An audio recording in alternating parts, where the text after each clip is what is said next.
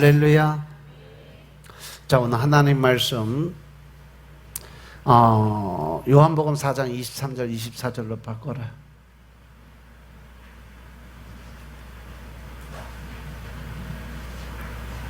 그 준지가 언제인데 여태까지 안 바꿔놨어요. 요한복음 4장 23절 24절 말씀 보겠습니다.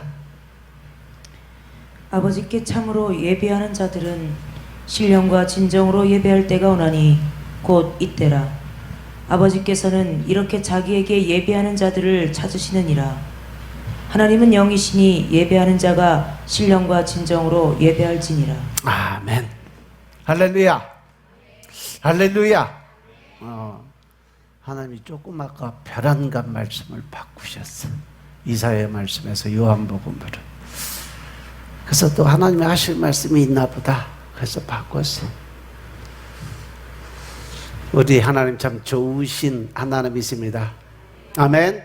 이 시간도 하나님의 은혜와 평강이 여러분들과 여러분의 가정과 직장과 사업장과 여러분들의 자녀들까지 하나님의 은혜가 흐르고 넘치도록 채워지길 주 이름으로 축원합니다.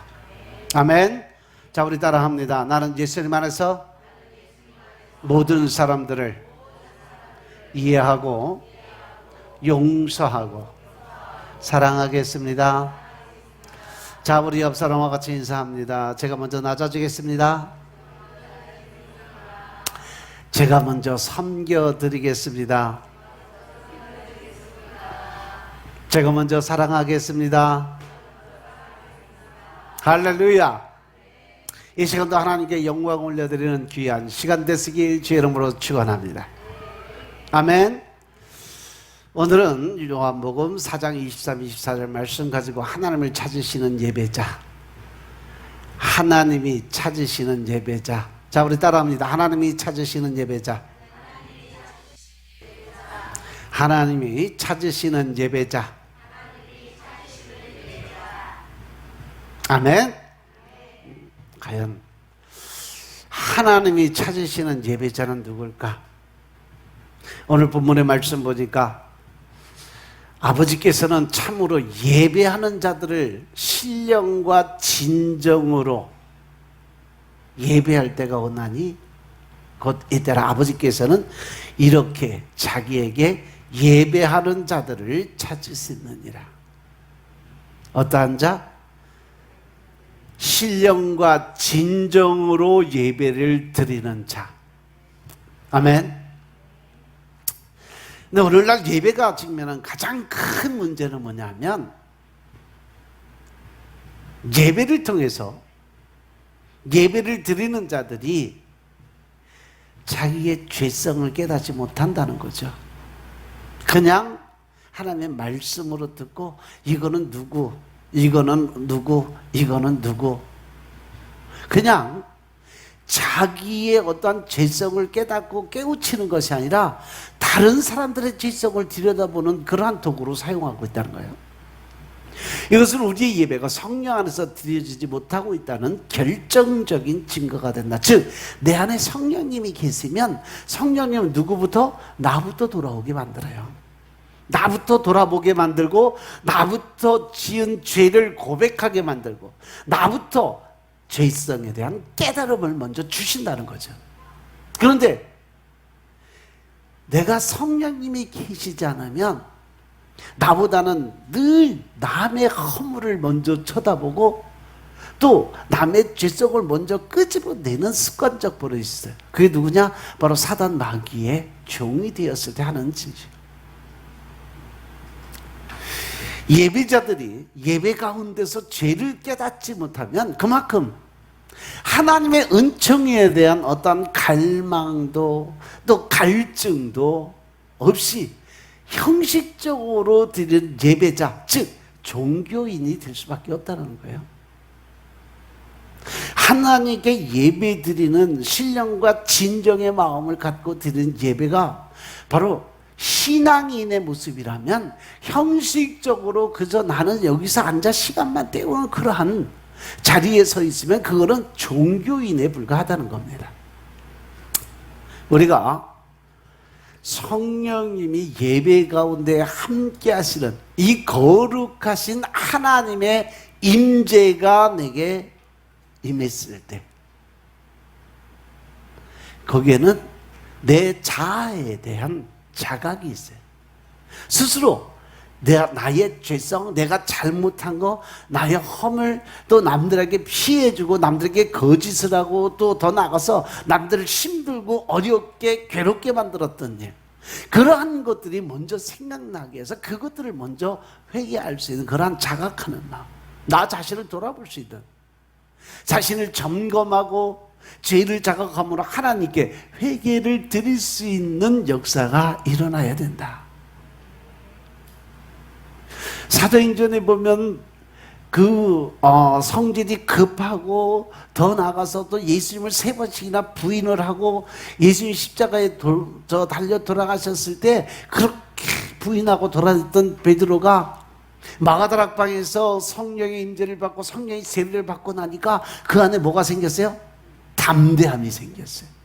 또 성령님이 임재하심으로써 하나님의 지혜와 지식과 능력이 그 안에 들어갔어요.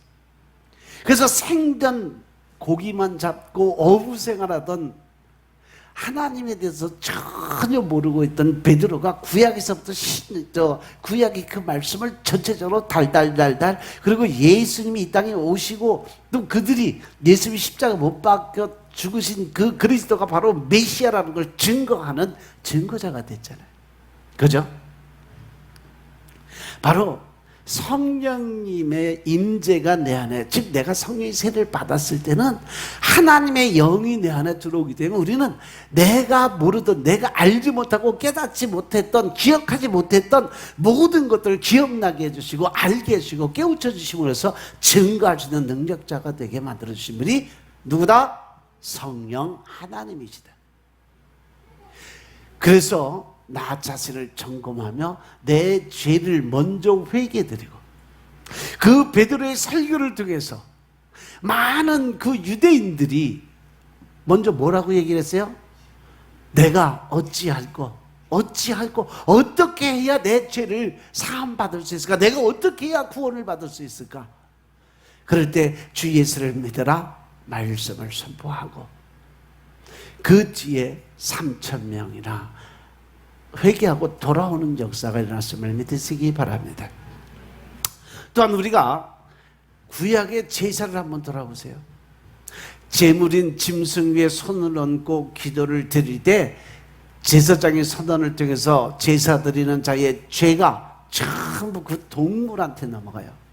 큰 죄, 많은 죄를 지었으면 황소를 드리고, 작은 죄를 드렸으면 비둘기나 작은 새를 드리는 그러한 번제 형식이요. 그리고 그 제사 속에서 죽어가던 양들을 한번 생각해 보라는 거죠. 그 양들이 털을 시뻘건 피로 물들이고 비명 속에 죽어가면서 사지가 잘리고 각이 떠집니다. 내장이 흩어지고 살과 기름이 분해돼서 콩팥과 쓰개가 나눠지고 짐승들이 죽어가는 그 자리는 한마디로 피바다의 현장이에요. 하나님께서 이와 같이 끔찍한 방법으로 제사의 규례를 정하신 이유는 바로 이스라엘 백성들에게 너희의 죄가, 너는 이렇게 죽을 수밖에 없는 죄인이었던 것을 깨우쳐주기 위한 하나님의 현실적인 교육 방식이었다는 거죠. 지금 이 모습이 네가 죽어야 될 모습이다. 살아있는 양심과 영적인 예민함을 소유하고 있던 그 모든 예비자들이 그렇게 죽어가는 짐승의 모습 속에서 그것을 바라보면 무엇을 느끼겠냐는 거죠. 그들은 모두 한결같이 동일한 사실을 인식하지 않을 수 없다는 겁니다. 그것은 바로 내가 지은 죄의 심각성을 깨닫게 되는 거죠. 죽음을 불러오는 죄, 자신을 그렇게 죽음으로 데려가야 할 죄의 값을 짐승에게 갚으시는 하나님의 구속의 은혜, 바로 이것이 제사를 드리는 사람들이 제일 먼저 깨달아야 되는 사실이라는 거예요. 지금 여러분이 드리는 이 예배도 마찬가지입니다. 죽을 수밖에 없는 죄인을 긍휼함으로 사랑하시는 주님의 은혜에 감사드려야 할 이 시간에 하나님께 드려지는 이 제사의 현장에서 벗어나서 졸고 앉았고 또 껌을 씹거나 또 딴 생각하면서 예배 시간 내내 시간이나 때우고 있었을 것이라는 것은 과연 우리가 상상할 수나 있겠냐? 그건 아니라는 거죠. 그 현장에서 죽음을 당하는 것은 재물이지만 이미 그 아픔은 예배자의 심령 깊이 다가오게 되어 있어요. 저게 나라는 것을 깨닫게 되어 있어요. 피 어린 통곡과 참회의 눈물로 죽어서 마땅한 자신의 모습을 발견하는 그 모습이 바로 신령과 진정으로 드리는 예배자의 본질적 모습이라는 겁니다. 아멘. 이 모든 회피할 수 없는 제사의 장면들을 통해 대면하게 되는 것은 바로 하나님의 은혜를 필요로 하는 전적으로 타락하고 죄된 내 자아의 모습을 바라볼 수 있어야 된다. 즉 다시 말해서 예배라는 것은 하나님과 나의 관계적인 것을 회복하기 위해서 성령님을 내 안에 받아들이고 그리고 그 모든 성령님을 통해서 하나님께 올려드린 영광의 시간을 만들기 위한 하나님의 방법. 아멘. 그래서 우리가 하나님의 은혜가 아니면 살 수 없는 존재라는 것을 인식하고 깨닫고 알아야 된다. 그래서 하나님을 붙잡지 않고서는 살아갈 수 없는 그 자신의 모습, 바로 이것을 발견하는 것이 신령과 진정으로 드리는 예배자들의 본질적 모습이다. 아멘. 따라서 정상적인 제사를 통해서 제사 드리는 자들이 항상 하나님과의 관계에 갱신을 경험하게 될 수 있어야 된다는 겁니다. 오늘날 참된 예배를 드리는 그리스도인들이 사는 모습, 지금 이 시간 여러분들은 어떠한 생각을 가지고 어떠한 모습으로 지금 이 자리에 와서 앉아있는지 한번 돌아보시기 바랍니다.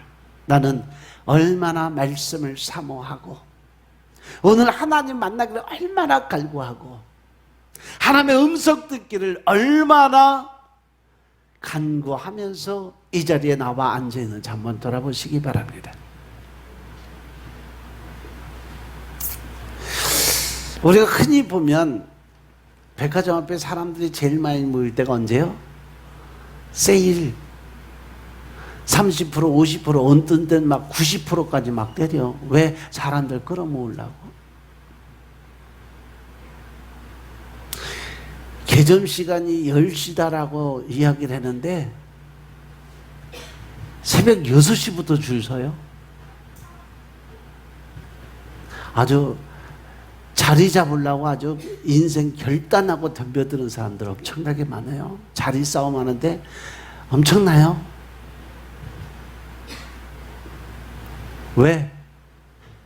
백화점 창립 몇 년째, 그리고 한정 고객 몇 명에게 선착순으로 뭐 좋은 거 주는 것도 아니요. 그냥 그 백화점 로고 새겨져 있는 뭐 컵 하나, 무슨 싼 가방 하나, 그거 하나 받으려고 3시간, 4시간씩 가서 죽죽 기다리는 거예요. 그 조그만 컵 하나 얻기 위해서, 조그만 가방 하나 얻기 위해서 자신의 모든 것을 걸고 서너 시간을 그 추운 겨울에도 아무리 더운 여름에도 그냥 가서 기다려. 그렇게 사람들은 비가 오나 눈이 오나 바람이 부나 그냥 그 하나 받겠다고 춥거나 덥거나 상관없이 거기 나와 줄 서 있는 사람들이 아주 미어질 만큼 모여들어요.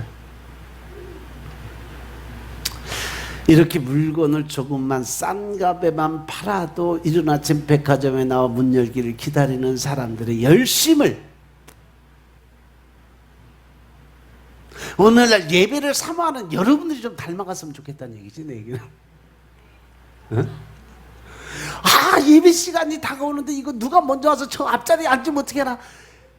그리고 그냥 사모하는 마음으로 이 앞자리에서 탁 앉아야 돼. 이 앞자리 다 비워놔서 여기가 금자리요, 여기는 은자리, 저 뒤에 거기 다 똥자리야, 똥자리. 아이고, 똥자리는 꽉 채워놓고 은자리 금자리 통통 비게 만들어 놓고, 참 그게 예배자들의 모습이냐고. 그게 제가 늘 말씀드리죠. 뒤에 의자를 만들어 놓은 이유는 임신자, 병약자, 노인석, 그리고 마지막 제일 뒷줄은 주의종들이 앉는 자리, 거기서 예배 관리하는 예배위원들이 앉는 자리가 맨 뒷자리요. 그 맨 뒷자리는 주의종 자리요. 이제 그 뒤에 앉은 사람들은 다 신학해서 주의종 돼야 돼요. 나 이제 신학해서 주의종 되겠습니다 하는 사람 이제 그 뒤에 가서 앉아.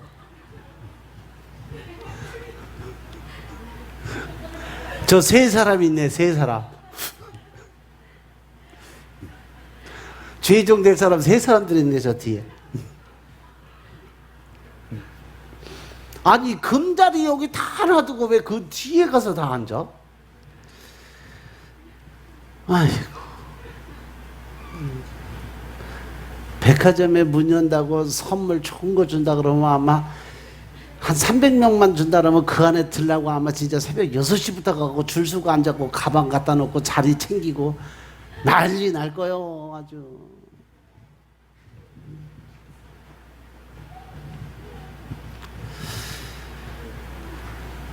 우리가 진짜 이러한 모습을 본받는 예배자가 된다면 하나님이 기뻐하시는 예배를 얼마나 잘 드릴 수 있을까? 그죠? 분명히 기억하시기 바랍니다. 하나님의 자녀로서 예배의 의무를 게을리하는 거, 마찬가지로 하나님이 살아계시지 않다고 고백하는 것과 같다라는 거죠. 예배의 의무를 게을리한다는 자체가 하나님을 부인하고 부정하는 모습과 똑같다라는 거 명심하시기 바랍니다. 하나님의 존재를 부인하고 자신은 그 하나님으로 말미암아 구속과 대속의 은혜를 입은 자로서 당연히 하나님께 드리는 경배와 예배, 그 자리에 있는 존재임을 부인하는 것 같다는 얘기예요. 아멘. 요즘에 예배가 많은 기독교인들에게 예배 드리는 것이 마치 뭐 인내를 필요로 하는 종교적인 의무라고 이해하는 경향이 많아요. 응? 어떤 사람들은 예배 시간 조금, 설교 조금만 길어져 봐.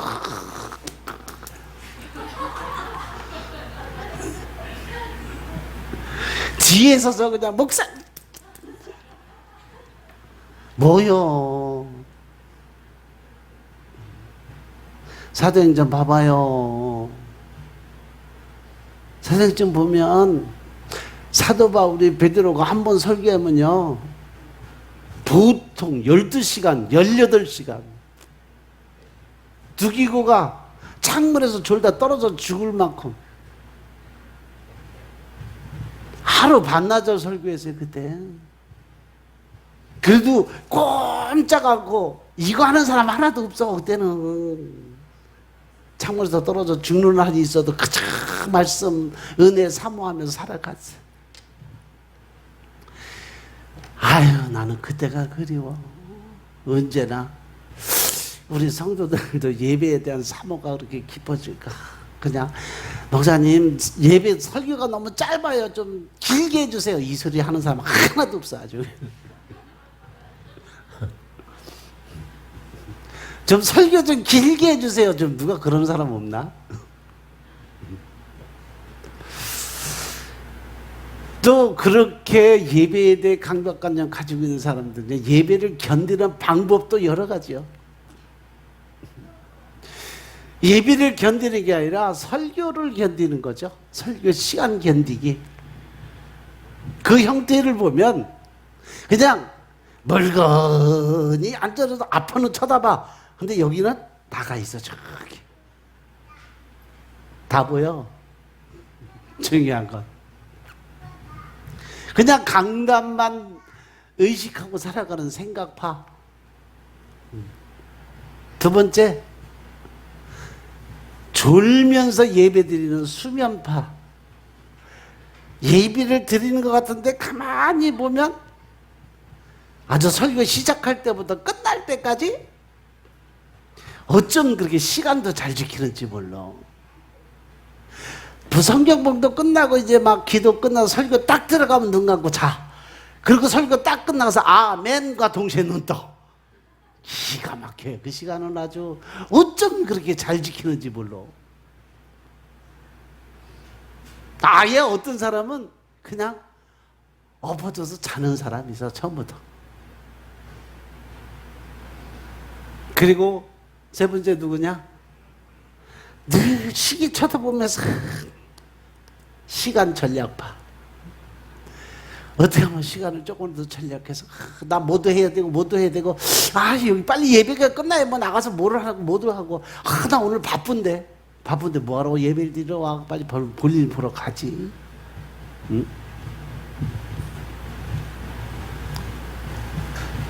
또 옆 사람하고 계속 답답하는 사람이 있지.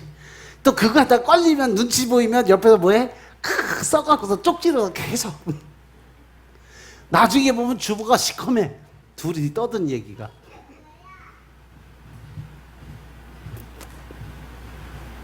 여기도 그런 사람들이 있어. 내가 예배 끝나면 내가 주보 한번 해서 다 이렇게 훑어보면 주보에 낙서된 사람 글씨들 보면 다 알아 누군지.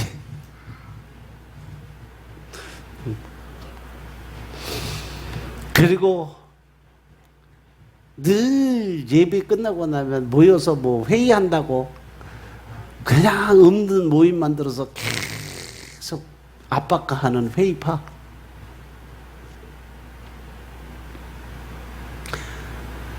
더한 사람이 있어요. 예배 시간에 설교는 안 듣고 말씀 분량 세운다고 예배 시간 내내 성경 보고 성경 읽는 사람. 요 하나도 있어. 보면 다 보여. 안 보이는 것 같으죠? 열심히 앉아서 성경 읽어. 그리고 예배 시간에 성경 읽어. 그거 하나님이 받아주실까? 받아줄 것 같아? 안 받아줄 것 같아? 양심이 찔려서 대답 못하겠지. 그저 앉아서 어떻게든지 그냥 하나님한테 거짓말은 못 시키겠고 일단은 했다는 거는 증거는 남겨야 되니까 악착같이 어떻게든지 그냥 30장 읽으려고.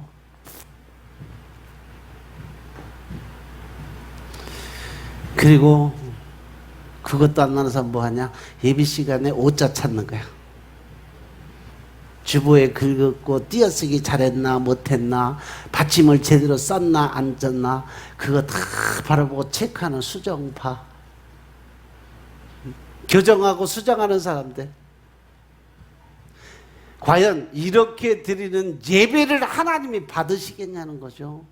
중요한 거는 여러분들 예배 드리러 왔으면 하나님이 받으시는 신령과 진정의 예배를 드려야 되는데 과연 그 예배를 하나님 받으시겠냐는 거죠. 이런 식의 예배 태도는요 단지 예배를 견디는 거예요. 드리는 게 아니고 견디는 시간이에요. 이러한 모습을 성령님이 함께 하시는 예배가 될 수 있냐는 거죠. 졸음, 무관심, 냉담한 아무런 기대감이 없이 앉아있는 그 마음, 딴 생각으로 가득 차 있는 마음. 그러다 보니까 단지 예배가 끝날 때까지 내가 기다리는, 견디는 그러한 예배. 이러한 것들이 바로 지금 이 순간 교회 안에 예배자들의 모습이 아닐까 생각을 해요. 어디서 하나님이 그 예배 가운데 함께 하시는 모습을 찾을 수 있겠냐는 거죠. 따라서 우리는 이제 예배를 받으시는 하나님을 만나야 되는 시간이 된 줄로 깨달으시기 바랍니다. 아멘. 그러기 위해서 우리가 준비된 자로, 준비된 예배자로 그 자리에 서 있어야 되는 거예요. 그리고 그것은 하나님의 강력한 명령인 사실을 기억하시기 바랍니다. 아멘. 우리 다시 한번 하나님과 만나는 예배를 그리움과 목마름으로 우리 스스로가 사모하는 그 마음을 가져야 된다. 하나님께서는요, 하나님을 기뻐하고 하나님의 이름을 높이는 것을 사모하는 하나님의 백성들이 나타나기를 바라고 기다리신다는 거 명심하시기 바랍니다. 이제는 내가 그 자리에 서야 될 줄로 깨달으시기 바랍니다. 하나님은 하나님의 백성들에게 말씀하시는 지존하신 하나님과 만나는 그런 신령한 예배를 드리는 자들이 이 어두운 세상에서 빛으로 또 소금으로 살아가게 만들어 주신다는 사실 명심하시기 바랍니다. 그래서 우리는 어떠한 대가를 치르더라도 복되고 약속 있는 예배를 회복하기 위해서 늘 준비된 자로 살아야 된다는 사실 명심하시기 바랍니다. 왜냐하면 거룩한 예배의 영광스러운 회복 없이는 교회의 회복도 없습니다. 여러분들은 각 개인이 다 뭐라고 그랬어요? 여러분들이 성령님이 거하시는 전, 즉 여러분들이 성전이고 여러분들이 교회입니다. 아멘. 그래서 이 예배의 회복 없이는 교회의 회복도 없다. 이제는 여러분들이 예배의 회복자들이 다 되시길 주로 축원합니다. 예배의 회복하려면 두 가지를 나눠 볼 수 있어요. 그래서 첫 번째는 예배를 사모하는 자들의 모임이 되어야 된다. 예배를 사모하는 자들의 모임. 뭐처럼? 시편의 말씀처럼 목마른 사슬이 시냇물을 찾는 것처럼 우리의 심령 안에는 영적인 갈증이 있어야 우리가 사모함의 예배자가 될 수 있습니다. 그래서 마치 사막에서 오아시스를 찾는 것과 같은 그러한 사모함이 있어야 돼. 즉 애달픈 갈급함이 있어야 된다는 거죠. 내가 목이 말라서 갈증이 아주 끝없이 일어나는 그러한 사모함이 있어야 된다는 거예요. 사람이 몸이 아프고 머리가 아프고 이렇게 병든 사람들은 병원을 찾아가야 돼요. 그들에게 공통적인 목적과 뚜렷한 의식이 있어. 뭐야? 내가 낫기를 사모하는 마음. 병의 낫기를 사모하는 그 마음은 누구나 다 똑같은 마음으로 가지고 있어요. 그 사모함이 없으면 그냥 뭐 병원에 가도 그냥 의사가 그렇겠지 뭐, 병이 뭐 낫든지 말든지 되겠지 뭐, 그러한 마음이 있으면 절대 그 사람은 병 고칠 수가 없어요. 내가 병원에 감으로 의사의 처방을 받고 나는 나을 수 있다는 그러한 믿음과 확신, 더 나아가서 사모함이 있어야 그 병을 치료할 수가 있다는 거죠. 그 사모함이 없으면 결국 우리는 사막에서 오아시스를 찾을 수가 없는 거예요. 그 사모를 다른 말로 말한다면 바로 간절함이죠. 뉴욕 맨해튼에서 한 30km 정도 떨어진 곳에 노스쇼어 대학병원이라는 그 병원이 있어요. 그 병원은 미국 최고의 병원으로 알려진 최고의 시설을 갖춘 그러한 병원이었어요. 10,000명의 의사들이고 755개의 병실을 가지고 있는 엄청 큰 병원. 미국인들이 미국의 의료 서비스가 세계 제일이라고 자부하는 점을 감안한다면 노스쇼어 병원을 세계 최고의 병원이라고 부를 수 있을 정도. 그 병원에서 나온 논문 중에 제 눈을 딱 잡은 제목이 있었어요. 그 논문의 제목이 뭐냐? 바로 사모함이에요. 그 사모함이 어떠한 사모함이냐? 바로 암 말기 환자들이 병 낫기를 사모하는 마음, 간절함에 대한 글을 써놓은 거예요. 놀랍게도 자기가 몇 달 남지 않은 말기 환자들에게 두 가지의 모습을 볼 수 있다는 거죠. 첫 번째는 죽음을 기다리는 사람과, 또 다른 하나는 죽음을 이기고 살아날 수 있다는 사모함을 가진 환자들이 두 종류로 급격하게 나눠진대요. 그런데 죽음을 선고받은 사람들 중에 살아날 수 있는 사모함을 가진 환자들이 놀랍게도 거의 10%의 사람이 병이 완쾌돼서 사형 선고 받은 사람들이 거의 10%가 100명 중에 10명은 완쾌돼서 걸어 나간다는 거죠. 그 원인의 비결이 뭘까? 그것이 바로 그 마음속에 있는 사모함, 믿음이었어요. 암병도 죽음의 그늘에서도 내가 살고자 하는 사모함이 그 생명을 살리고 연장시킨다는 거죠. 왜 이 말씀을 드리냐면 바로 여러분들이 하나님에 대한 이런 영적인 사모함이 있으면 이것이 바로 믿음이에요. 그 믿음을 담대함으로 나아갈 때 하나님의 역사는 더 크게 역사가 이루어질 수 있다는 사실이죠. 나의 육적인 병뿐 아니라 나의 영적인 병이 치료받을 수 있도록 우리는 늘 하나님에 대한 사모함을 갖고 살아야 된다. 그 후에 나의 삶을 인도하시는 주님을 향한 사모함이 있어야 된다.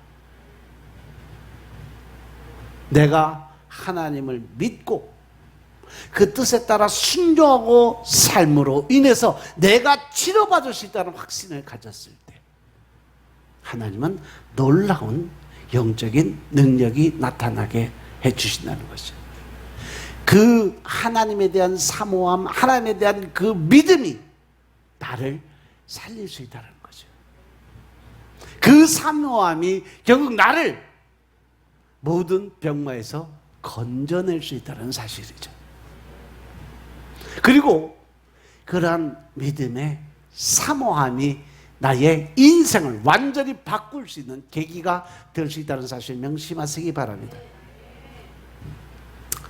병으로 인해서 사형 선고를 받은 사람들이 살아날 수 있는 원동력은 뭐냐? 바로 내가 살 수 있다는 확신을 갖는 믿음의 사모함이었어요. 허허벌판 사막에서 오아시스를 찾을 수 있는 능력은 물을 찾고자 하는 사모함이 있기 때문에 그 물을 찾을 수 있었다는 거죠. 지금 죽음의 구덩이에서 건져낼 수 있는 것은 바로 살고자 하는 성령이, 즉 하나님이 나와 동행하심으로써 그 하나님이 나를 치료하고 살려주신다는 확실한 믿음의 사모함이 있어야 하나님이 일을 하신다는 거죠. 이 모든 사모함은 바로 예배를 통해서 하나님을 만나는 사모함을 가져야 이룰 수 있다는 사실 명심하시기 바랍니다. 두 번째로 준비된 마음입니다. 흔히 우리 이 작년 예배의 사회자나 대표 기도하시는 분들은 예배위원으로서 예배를 준비하는 자들이에요. 그럼 최소한 우리는 예배위원들은요, 그 주일 예배 하루를 위해서 일주일 전부터 준비를 해야 돼요. 그 예배를 사모하는 마음을 가지고 일주일 동안 기도드리면서 준비해야 돼요. 그리고 예배자의 자리를 지키기 위해서, 거기서 경건한 예배를 드리기 위해서 진짜 몸과 마음을 다 정화시킬 수 있고 깨끗하게 옷도 제일 깨끗하고 제일 좋은 옷으로 갈아입고 그리고 하나님을 만나는 그 사모함을 가지고 예배를 준비해야 된다는 거죠. 그와 마찬가지로 우리도 매일매일 하나님을 만나는 순간순간마다 우리는 매일매일 하나님 앞에 코란데오 즉 여호와 앞에서 우리가 어떻게 서 있느냐 내 자신을 돌아볼 필요가 있다는 거예요. 말씀에 보면 10처녀의 비유에서 준비된 5처녀가 있는가 하면 준비되지 않는 5처녀가 나와요. 과연 나는 예배 그 위원으로서 예배를 준비하는 집단은 그 예배 위원으로서 과연 내가 준비된 5처녀에 들어갈까? 준비되지 않은 5처녀에 들어갈까?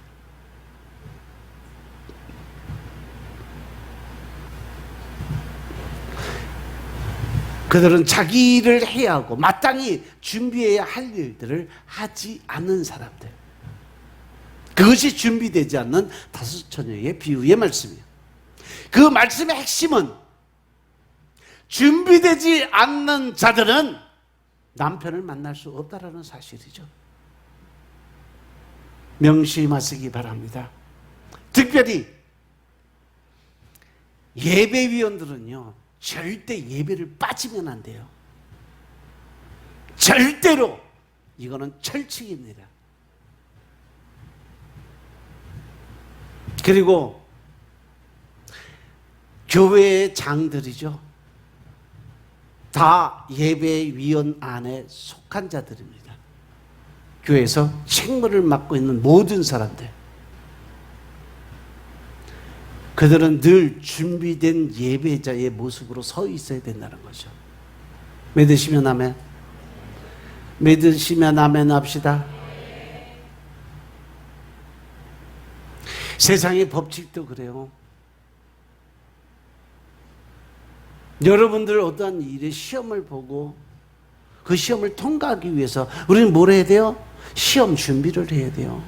내가 어떻게 열심히 준비하고 어떻게 열심히 그것을 했느냐에 따라서 시험이 붙고 떨어지고 결과가 거기서 나와요. 그죠? 준비하는 만큼 하나님은 채워주신다는 사실 명심하시기 바랍니다.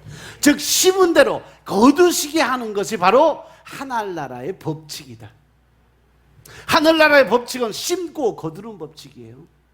내가 거두고 나서 심는 거 아니에요. 내가 먼저 심어야, 씨앗을 심어야 열매를 거둘 수 있는 게 바로 하나님 나라의 법칙이에요. 갈라디아서 6장 7절의 말씀 보면 스스로 속이지 말라. 하나님은 업신 여김을 받으시지 아니하시나니. 사람이 무엇으로 심든지 그대로 거두게 될 거다라고 말씀하셨어요. 스스로를 속이지 말라는 건 뭐예요? 남들에게 보이기 위한 신앙 갖지 마라. 사람들에게 인정받으려고 하지 말라는 겁니다. 이것이 하나님의 원리고 영적 추수꾼의 원리예요. 심은 대로 거두고 심은 만큼 거두게 되는 것이 바로 하늘나라의 법칙. 그렇기 때문에 우리는 거두는 것에 관심을 두기보다는 먼저 심는 것에 관심을 두고 살 수 있는 여러분들의 삶이 되시길 저는 축원합니다. 잘 심고 바로 심고 많이 심어야 좋은 것, 선한 것, 풍성한 것을 거둘 수가 있다는 사실이죠. 그것이 하나님의 뜻 안에서 살아간 우리의 삶의 결과입니다. 이렇듯 자기가 뿌린 대로 거두는 것이 바로 우리가 살아가는 인생의 모습입니다. 자기 심는 대로 거두는 것이 이 땅에 살아가는 우리의 삶의 모습. 그렇기 때문에 우리는 무엇을 심든지 잘 심어야 된다. 아멘. 또 똑바로 올바로 심어야 된다. 더 나아가서 우리는 무엇보다도 선한 것을 심기 위해서 열심히 노력할 수 있어야 된다는 거죠. 7절에 보니까 그 말씀 그대로 하나님은 업신여김을 받지 않으신다고 그랬어요. 우리가 형식적인 예배를 드리고 형식적인 드림을 통해서 하나님을 무시하지 말라는 거예요. 결국은 내가 하나님에 대한 업신여김이나 불신의 씨앗을 심어 놓으면 결국 하나님도 나를 똑같이 그렇게 업신여기고 믿지 못하는 불신의 열매를 거두게 만들어 주신다는 사실 명심하시기 바랍니다. 신고 거두는 문제에 있어서 자기 스스로를 속이고 스스로 속을 수 있다는 말씀. 그러면 스스로 속는 인생, 스스로 속이는 인생이라는 게 뭘까? 심지도 않았는데 거두려고 하는 그러한 욕심적인 인생.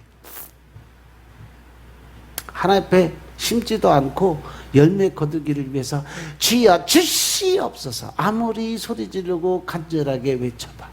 그 소리가 하늘나라 상달이 될까? 또 적게 심어놓고 많은 것 요구하는 그러한 삶. 이것을 성경은 분명히 하나님을 없인 여기는 자라고 분명히 기록해 놨음을 깨달으시기 바랍니다. 하나님의 출세의 원리는 심은 대로 거두고 심은 만큼, 그 대신 우리가 신령과 진정의 마음으로 심는 것에는 반드시 대가가 따른다. 어떠한 대가? 100배, 60배, 30배의 축복이 임하게 되어 있습니다. 민수기 보면 1000배의 축복까지도 하나님이 허락을 하셨음을 깨달으시기 바랍니다. 아멘. 하나님을 업신여긴다라고 하는 것은 하나님을 우롱하는 행동을 의미를 해요. 따라서 심지 않고 거두려는 마음, 적게 심고 많이 거두려는 마음, 나쁜 거 심고 좋은 거 달라고 하는 마음, 절대로 하나님의 백성이 가져야 될 마음의 자세가 아니다. 그것뿐이 아니에요. 육신의 것을 심어놓고 신령한 축복을 거두려는 그 모습, 그 역시 스스로를 속이는 일이고 하나님을 우롱하는 행위, 하나님을 업신여기는 행위다라는 거죠.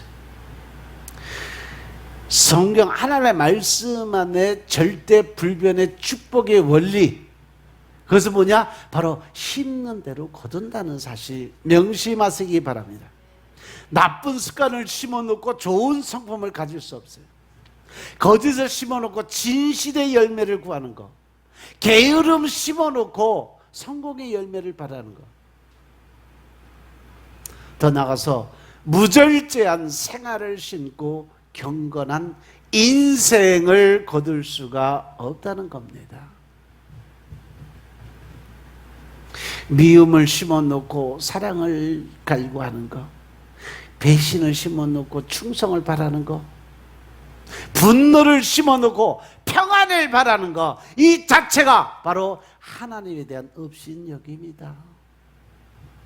따라서 때때로 억울한 일을 당해도, 때때로 손해보는 일을 당해도 선한 것을 심고 신령한 것을 심고 하나님이 기뻐하는 것을 심어놨을 때 반드시 축복된 것을 거둘 때가 온다는 사실 명심하시기 바랍니다. 그래서 우리는 하나님 앞에서 좋은 것, 선한 것을 심어놓고 살아가기를 결단을 해야 돼요. 좋은 것, 선한 것은 어떠한 거요? 성경에 나와 있는 그대로 고아나 과부, 힘들고 어려운 자, 또 벗고 굶주린 자, 이러한 사람들을 도와줄 수 있는, 나보다도 남을 먼저 생각하고 그들을 먼저 이해하고 용서하고 사랑할 수 있는 마음, 즉 예수 그리스도의 긍휼의 마음을 가지고 그들을 바라볼 수 있는 눈이 반드시 필요하다는 거죠. 아멘. 그래서 사도 바울을 보면요, 8절에 보니까 자기 육체를 위해서 심는 자는 육체로부터 썩어진 것을 거두고, 성령을 위해 심는 자는 성령으로부터 영생을 거두겠다라고 말씀하세요. 자기의 욕심적인 것을 구하고 욕심을 위해서 심는 것은 결국은 지옥의 문을 여는 것과 같다라는 얘기예요. 하지만 내가 내 어떤 욕심을 내려놓고 자기 욕심 다 버려놓고 그리고 나서 하나님의 일을 우선적으로 갔을 때 우리는 영원한 생명, 즉 영생의 그 열매를 거두게 만들어 주신다는 것이에요. 따라서 우리는 육체적인 것을 위하여 심지 말고 성령, 즉 무엇을 먹든지 마시든지 무엇을 하든지 다 하늘나라의 영광을 위해서 살아갈 수 있는 여러분들의 삶이 되시길 주의 이름으로 축원합니다. 아멘. 그래서 성령을 위해 심으라는 말씀은 성령님께서 원하는 것을 심으라는 뜻이에요. 성령님께서 주시는 감동과 감화 그리고 그 지시에 따라 심으라는 거죠. 성령님의 음성을 청종하고 들려주시는 그 음성에 따라서 적극적으로 심을 때 우리의 삶이 복을 받게 되어 있다라는 거예요. 우리 주변에 힘이 없고 연약한 사람들을 성령님께서 손이라도 잡아주고 안아주라고, 또 성령님께서 우리의 마음과 양심에 그러한 감동을 주실 때 아멘 주여 오시옵소서, 주님 그렇게 순종하겠습니다 라고 순종하면 그것은 성령을 위하여 심는 것이 됩니다. 바로 그것이 유익한 것, 선한 좋은 열매를 거두는 방법이다. 어떨 때는 조그만 것이라도 이웃과 함께 나누고 성령님의 감동이 내 마음에 일어날 때가 있어요. 또 어떨 때는요, 내가 지금 비록 없는데도 불구하고 힘들고 어려운 저 사람을 내가 꼭 도와줘야 되겠다라는 하나님이 주신 감동이 있어요. 그럴 때는요, 내가 할 수 있는 최대한의 것을 다 내어서 도와주면 그 사람들이 살 수 있는 길이 열려요. 그런데 내가 먼저 쓸 거, 내가 먼저 원하는 거, 바라는 거 구하고 그리고 나서 나머지 갖고 도와주려고 하다면 절대 여러분들 남을 도울 수 있는 길은 없습니다. 따라서 성령이 주시는 감동에 언제나 먼저 네 순종하겠습니다 라고 순종하면 그것은 성령을 위해서 심는다는 사실 명심하시기 바랍니다. 하나님께서 인정하시는 것을 심으면 그것이 우리에게 축복의 열매로 드러나게 된다는 것을 하나님 우리에게 말씀을 통해서 계속 강조적으로 반복적으로 말씀을 주고 계세요. 하나님을 믿고 살아가는 우리는 한 번 더 거두고 말 것을 심는 자가 되어서는 안 된다. 무익하고 썩어질 것을 심는 자가 되어서는 절대로 안 된다는 사실 명심하시기 바랍니다. 우리는 영원히 기억될, 하나님 앞에서 영원히 인정될 것들을 많이 심어서 여러분들이 그 축복의 통로에 들어갈 수 있는 귀한 하나님의 군사들이 되시길 주의 이름으로 축원합니다. 그래서 우리는 하나님을 만나는 준비를 해야 돼요. 여러분들 교회 오면서 또 말씀을 읽으면서 기도를 드리면서 아 오늘도 하나님 이렇게 만나겠구나 설레임이나 기쁨이나 아니면 내 마음속 깊은 사모함이 여러분들 안에 있었나요?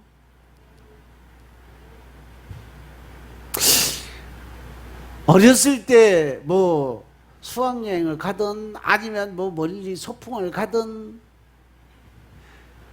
또 운이 좋아서 해외여행 가게 되면 설레는 마음으로 잠을 이루지 못할 때가 있잖아. 아 내일이면 간다. 아 가면 어떨까? 준비물을 다 챙겼지만 또 한 번 점검하고 또 좋은 거 또 빠진 거 없나 확인하고 또 확인하고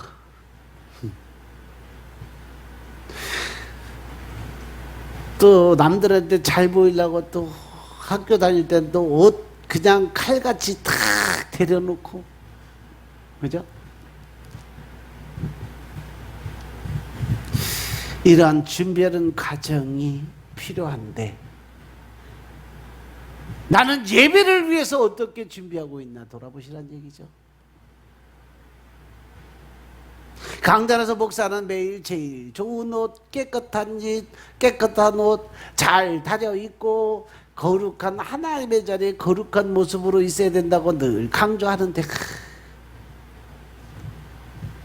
생전 대림질도 안 하고 빨래도 안 하고 땀내 뿔뿔 나는 거 그냥 입고 오고.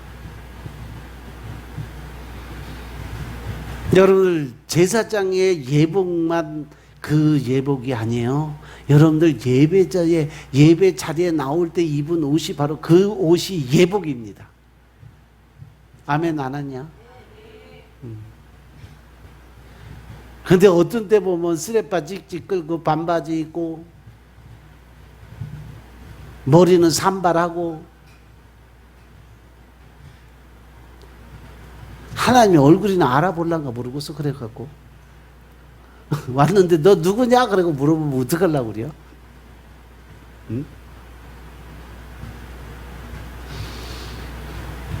여러분들 잔치집의 비유를 통해서 하나님이 하신 모습 기억하세요? 잔치를 벌여놓고 다 초대했는데 한 사람이 예복을 갖추지 않으니까 어떻게 했어요? 그 사람 내어 쫓아서 지옥으로 떨어뜨려 버렸잖아. 여러분들 예배 시간에 입고 온 그 옷 자체가 얼마나 중요한 것인가 하나님의 말씀을 통해서 보여주신데도 불구하고 여러분들은 지금 예배 자리에 어떻게 나왔나 한번 돌아보세요.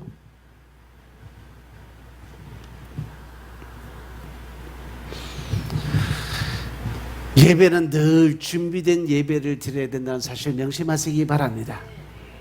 주일날 하나님을 향한 사모함으로 준비가 돼야 돼요. 주님께 드려질 예물은 미리미리 준비하고 최소 30분 전에 나와서 그날 예배를 위해서 주보도 들여다보고 말씀 찾아놓고 찬양도 찾아놓고 기도로 준비하는 그 마음과 정성이 바로 하나님이 원하시고 받으시는 영적인 예배라는 사실 명심하시기 바랍니다. 그러한 예배가 하나님께서 기뻐 받으시는 예배라는 거죠. 근데 예배 시간 땡치기 직전에 들어와. 아니면 예배 시간 지나서 예배 시간 딱 시작하면 하는 동시에 천국문 딱 닫힌다는 사실 명심하시기 바랍니다. 주일날 예배 10시 40분이요. 11시 넘어서 오는 사람들은 뭐요? 수요일, 금요일 예배 8시요. 8시 반, 9시에 나온 사람들은 뭐요? 그냥 도장 찍으러 왔나 하나님 앞에? 주님 저 왔어요. 갑니다. 그러고 가는 거야? 제가 어떤 분 간증을 봤는데 어떤 분이 자기가 죽어서 천국에 갔대요. 근데 그분이 평상시에는 너무 바빠서 아침에 새벽기도 나오셔서 문 열고 잠깐 앉아서 주님 저 왔습니다. 저 바빠서 먼저 갈게요. 그러고 맨날 새벽기도 그러고 갔대요. 기도도 안 드리고 예배도 제대로 못 드리고 바빠서 늘. 그러더니 자기가 죽어서 천국 갔더니 예수님이 딱 보더니 왔냐? 나 바빠서 갈게? 그럼 그냥 가시더래. 그걸 진짜 간증하신 분이세요. 그러고서 3일 만에 깼는데 그 다음부터 나와서 증거하면서 지금까지 예배 시간 한 번도 자기는 예배 시간 1시간 전에 나가서 미리 가 준비하고 계신대. 왜? 천국 가서 보니까 예배 시간 늦는 것 자체도 하나님이 기뻐하지 않는다는 거죠. 그걸 다 체크해서 다 보고 기록해놓고 보고 계신다는 거죠. 명심하시기 바랍니다. 오늘 나는 성급한 마음으로 예배를 드리러 온 건 아닌지, 그냥 자다가 졸리는 비비고 그냥 대충 나온 거 아니지? 하나님께 드려질 모든 것을 준비하지 않은 그 상태로 와서 어떻게 시간 때우는 예배를 드린 건 아닌지.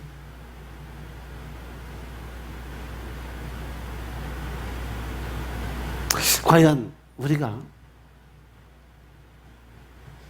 외국으로 여행 떠난다고 생각하시면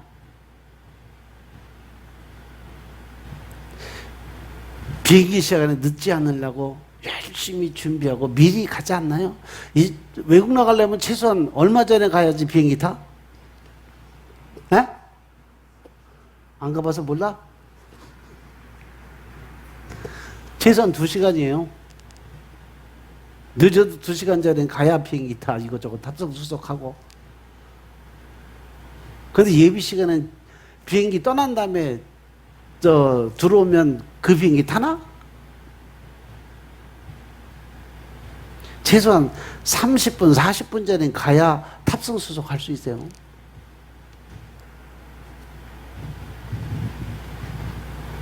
우리는 하늘나라로 갈 천국 백성들이요. 이 땅에 비교할 수 없는 그곳 살 수 있는 하늘나라의 예비 시민들이요. 아멘도 안 하냐? 천국 시민 되기 싫은가 보네. 하나님이란 티켓을 우리가 잃어버린다면, 성령님이라는 티켓을 잃어버린다면 결코 우리는 하늘나라 갈 수 없다는 사실 명심하시기 바랍니다. 그래서 하나님 나라에 가려면 사모함과 준비함이 반드시 필요하다.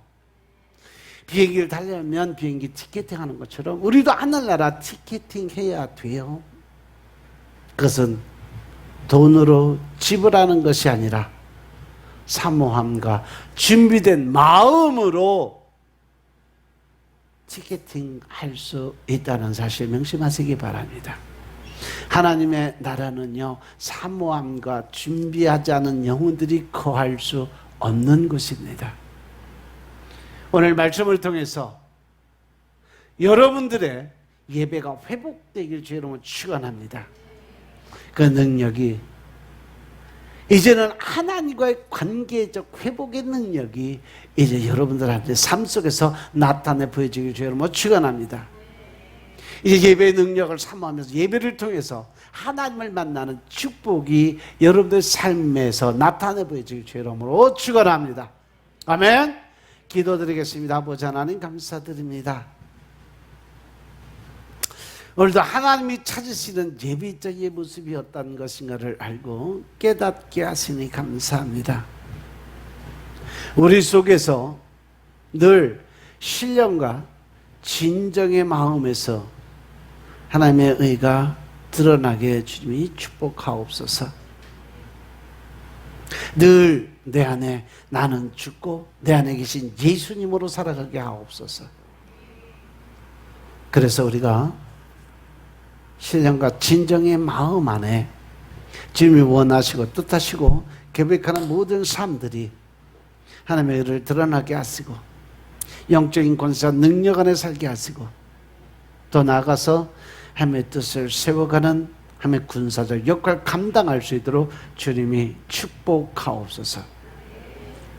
오늘도 이곳에 나와 있는 모든 하나님의 백성들의 일일이 주님의 축복으로 또 영권, 인권, 물권의 모든 권세를 완전히 회복하시고 더 나아가서 그들을 이제 하나님의 뜻 안에 세워짐을 받는 귀한 주의 백성들 될 수 있도록 주님이 역사하여 주옵소서.